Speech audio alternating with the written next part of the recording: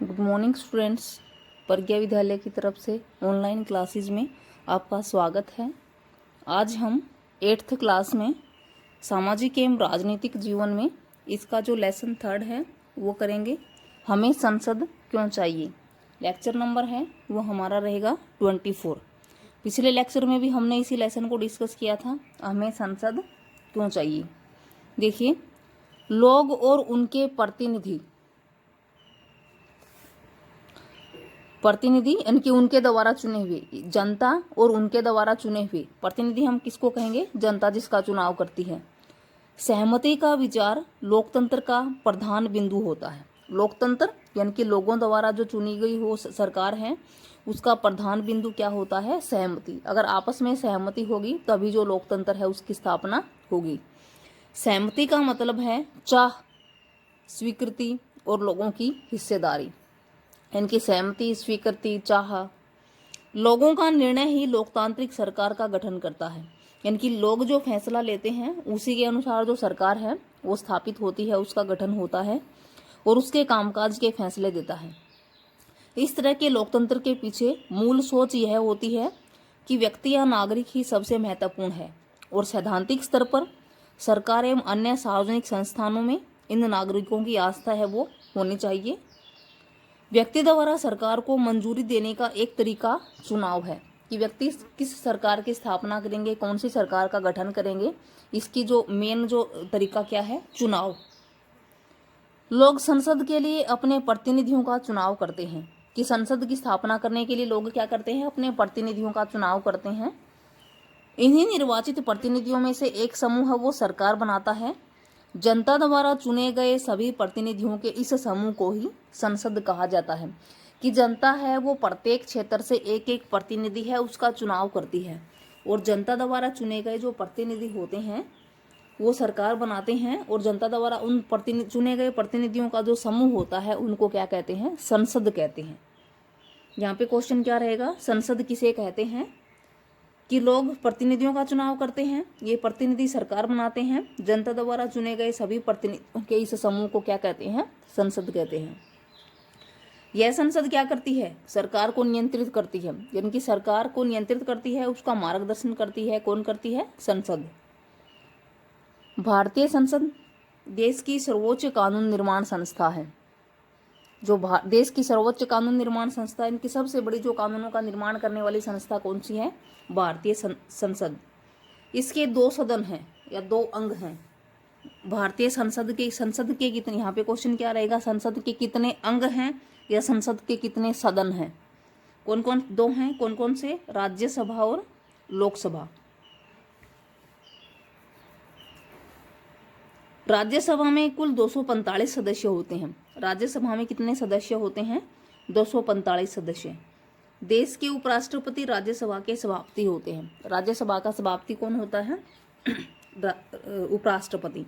यहाँ पे हम ये क्वेश्चन करें कि राज्यसभा में कितने सदस्य होते हैं और उनका राज्यसभा का सभापति कौन होता है, तो राज्यसभा में 245 सदस्य होते हैं। राज्यसभा का सभापति उपराष्ट्रपति होता है। फिर लोकसभा में कुल कितने सदस्य होते हैं? 545 और इसके सभापति अध्यक्ष लोकसभा अध्यक्ष होते हैं। इसके सभापति या फिर अध्यक्ष, सभापति भी कह सकते हैं और अध्यक्ष भी कहते हैं, लोकसभा अध्यक्ष होते हैं। कौन होता है इसका जो सभापति या इसका अध्यक्ष कौन होता है? लोकसभा का लोकसभा अध्यक्ष। देखो, राज्यसभा का अध्यक्ष कौन होता है? उपराष्ट्रपति। और लोकसभा का अध्यक्ष कौन होता है? लोकसभा अध्यक्ष, या जिसको हम स्पीकर बोलते हैं, स्पीकर।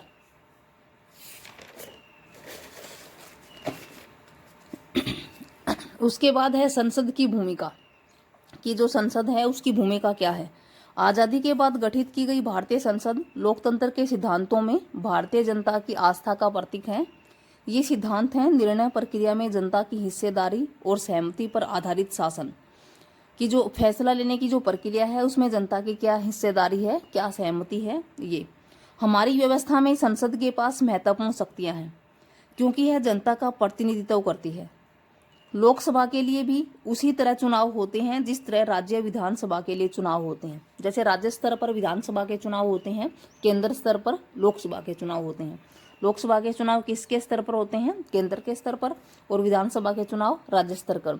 तो जिस तरह राज्य स्तर पर विधानसभा के चुनाव होते हैं उसी तरह केंद्र स्तर पर होते हैं। विधानसभा और राज्यसभा दोनों के ही चुनाव 5 वर्ष के लिए होते हैं। आमतौर पर लोकसभा के लिए हर 5 साल में चुनाव करवाए जाते हैं और विधानसभा के लिए भी हर 5 साल में ही चुनाव करवाए जाते हैं। देश को बहुत सारे निर्वाचन क्षेत्रों में बांट दिया जाता है। निर्वाचन क्षेत्र क्या होते हैं कि एक ऐसा निश्चित क्षेत्र जिसको चुनाव के उद्देश्य से अलग अलग क्षेत्रों में, एक क्षेत्र को चुनाव के उद्देश्य से अलग अलग क्षेत्रों में बांट दिया जाता है, तो उसको क्या कहते हैं, निर्वाचन क्षेत्र।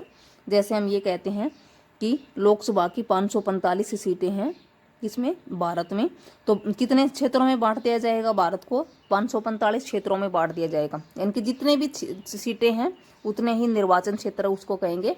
निर्वाचन क्षेत्र वो है कि जहाँ पर हम वोट डालते हैं अपने प्रतिनिधि का चुनाव करने के लिए। प्रत्येक निर्वाचन क्षेत्र से एक व्यक्ति को संसद में भेजा जाता है। इनकी प्रत्येक निर्वाचन क्षेत्र, जितने निर्वाचन क्षेत्र होंगे उतने ही प्रतिनिधि होंगे। प्रत्येक निर्वाचन क्षेत्र से एक ही प्रतिनिधि का चुनाव होगा, चाहे वो विधानसभा के चुनाव हो चाहे लोकसभा के चुनाव हो। चुनाव लड़ने वाले उम्मीदवार आमतौर पर विभिन्न राजनीतिक दलों के सदस्य होते हैं। चुने जाने के बाद ये उम्मीदवार संसद सदस्य या सांसद कहलाते हैं। कि चुनाव लड़ने के लिए जो उम्मीदवार होते हैं वो अलग अलग दलों से होते हैं और जो जीत जाते हैं, जो विजयी हो जाते हैं, जिनका चुनाव हो जाता है, उनको हम क्या कहते हैं, सांसद। अगर यहाँ पे क्वेश्चन अगर ये कहें सांसद किसे कहते हैं, लोकसभा में चुने गए उम्मीदवार को हम सांसद कहते हैं। किस में चुने गए, कि लोकसभा के जो चुनाव होते हैं केंद्र स्तर पे, उनमें जो उम्मीदवार विजयी होते हैं या उनमें जो चुने जाते हैं उनको हम सांसद कहते हैं। सांसद को एमपी भी कहा जाता है। एमपी की जो फुल फॉर्म क्या है, मेंबर ऑफ पार्लियामेंट। पार्लियामेंट यानी कि लोकसभा के सदस्य। इन सांसदों को मिलाकर संसद बनती है। अब ये जितने भी सांसद होंगे, जितने भी सांसद चुने जाएंगे, इन सब का जो समूह होगा वो क्या कहलाएगा, संसद। संसद के चुनाव हो जाने के बाद संसद को निम्नलिखित काम करने पड़ते हैं। अब सांसदों का चुनाव होने के बाद संसद का निर्माण हुआ और संसद के चुने जाने के बाद संसद है वो क्या क्या काम करती है। राष्ट्रीय सरकार का चुनाव करना, केंद्र स्तर पे सरकार का चुनाव करेगी कि प्रधानमंत्री है वो कौन होगा। सरकार को नियंत्रित करना, मार्गदर्शन करना और जानकारी देना, कि सरकार को नियंत्रित करेगी, मार्गदर्शन करेगी, जानकारी देगी नहीं, और कानून बनाना, कानूनों का निर्माण करेगी। संसद के क्या क्या काम होते हैं, राष्ट्रीय सरकार का चुनाव करना, सरकार को नियंत्रित करना, मार्गदर्शन करना और जानकारी देना और कानून बनाना। फिर विधानसभा। विधानसभा राज्य स्तर पर होती है। इसके लिए भी 5 साल में ही चुनाव होते हैं। इसके चुने हुए प्रतिनिधि विधायक कहलाते हैं। देखो, लोकसभा के चुने हुए प्रतिनिधि क्या कहलाते हैं, सांसद, और विधानसभा के चुने हुए प्रतिनिधि क्या कहलाते हैं, विधायक। इनको क्या कहते हैं, एमपी, मेंबर ऑफ पार्लियामेंट। इनको क्या कहते हैं, MLA, member of legislative assembly. ये मुख्यमंत्री का चुनाव करते हैं। अब लोकसभा में किसका चुनाव होता है, प्रधानमंत्री का, और विधानसभा में किसका चुनाव होता है, मुख्यमंत्री का। Thank you students. इसी के साथ ही आपका जो होमवर्क है वो क्या रहेगा, जो आपको फेयर नोटबुक में राइट एंड लर्न करना है। जैसे फर्स्ट क्वेश्चन है, संसद किसे कहते हैं, संसद किसे कहते हैं। इसमें आप क्या करोगे, किसे कहते हैं संसद। इसके लिए आपका आंसर ये रहेगा, जो हमने अंडरलाइन कर रखा है यहाँ से यहाँ तक, कि लोग संसद के लिए अपने प्रतिनिधियों का चुनाव करते हैं।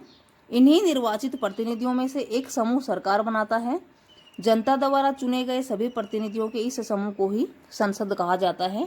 ये आपका क्वेश्चन है वो फर्स्ट रहेगा, जो आपको राइट करना है। उसके बाद अगला क्वेश्चन क्या है, संसद के कितने अंग हैं, नाम बताओ, या कितने सदन हैं, हम ये भी कह सकते हैं, अंग या सदन। तो यहाँ पे हम क्या करेंगे, कितने अंग हैं संसद के। संसद के 2 सदन हैं या 2 अंग हैं, कौन कौन से, नंबर 1 राज्यसभा, नंबर 2 लोकसभा। उसके बाद है, लोकसभा में कुल कितने सदस्य होते हैं और लोकसभा का अध्यक्ष है वो कौन होता है। Question number 3। क्वेश्चन नंबर 3 इसमें क्या करोगे आप, ये आपका आंसर रहेगा। लोकसभा में कुल 545 सदस्य होते हैं और इसके अध्यक्ष कौन होता है, इसका अध्यक्ष लोकसभा अध्यक्ष होता है, या फिर स्पीकर भी हम इसको कहते हैं। इसकी अध्यक्षता कौन करता है, लोकसभा अध्यक्ष। फिर है, राज्यसभा में कुल कितने सदस्य होते हैं और राज्यसभा का सभापति कौन होता है। क्वेश्चन 4, इसका आंसर क्या रहेगा? ये है राज्यसभा में कुल 245 सदस्य होते हैं। देश के उपराष्ट्रपति राज्यसभा के सभापति है वो होते हैं। फिर नेक्स्ट क्वेश्चन, सांसद किसे कहते हैं? इसका चुनाव किस प्रकार होता है? क्या आंसर रहेगा इसका? लोकसभा में निर्वाचित उम्मीदवारों को सांसद कहते हैं। निर्वाचित यानी कि चुने हुए। इनका चुनाव जनता द्वारा किया जाता है। प्रत्येक निर्वाचन क्षेत्र से एक उम्मीदवार चुना जाता है। इसका चुनाव 5 वर्ष के लिए होता है। सांसदों को मिलाकर संसद बनती है। इन्हें एमपी भी कहा जाता है। फिर है विधायक किसे कहते हैं? इसका चुनाव किस प्रकार होता है? विधानसभा में निर्वाचित उम्मीदवारों को विधायक कहते हैं। इनका चुनाव जनता द्वारा किया जाता है। ये मुख्यमंत्री का चुनाव करते हैं। इन्हें एमएलए भी कहा जाता है। प्रत्येक निर्वाचन क्षेत्र से एक उम्मीदवार का चुनाव होता है और इनका चुनाव भी 5 वर्ष के लिए ही होता है। फिर है नेक्स्ट क्वेश्चन, निर्वाचन क्षेत्र किसे कहते हैं या निर्वाचन क्षेत्र से क्या अभिप्राय है? इसका तात्पर्य चुनाव के उद्देश्य से चुने जाने वाले ऐसे क्षेत्र से है जहां रहने वाले मतदाता अपना प्रतिनिधि चुनते हैं। यानी कि ऐसा क्षेत्र जिसको हम चुनाव के उद्देश्य से चुनते हैं और वहां रहने वाले मतदाता क्या करेंगे? अपना प्रतिनिधि का चुनाव है वो करते हैं। नेक्स्ट क्वेश्चन है एमपी और एमएलए की फुल फॉर्म क्या है? एमपी की फुल फॉर्म क्या होगी? Member of parliament. एमएलए की क्या होगी? Member of legislative assembly. फिर है क्वेश्चन नंबर 9, संसद के कार्य बताइए। इसमें आप क्या करोगे? ये रहेगा संसद के कार्य कौन कौन से हैं? राष्ट्रीय सरकार का चुनाव करना, सरकार को नियंत्रित करना, मार्गदर्शन करना और जानकारी देना, और थर्ड है कानून बनाना। ये आपका क्वेश्चन नंबर 9 रहेगा। उसके बाद है जैसे शब्द संकलन, या हम ये भी कह सकते हैं स्वीकृति क्या है?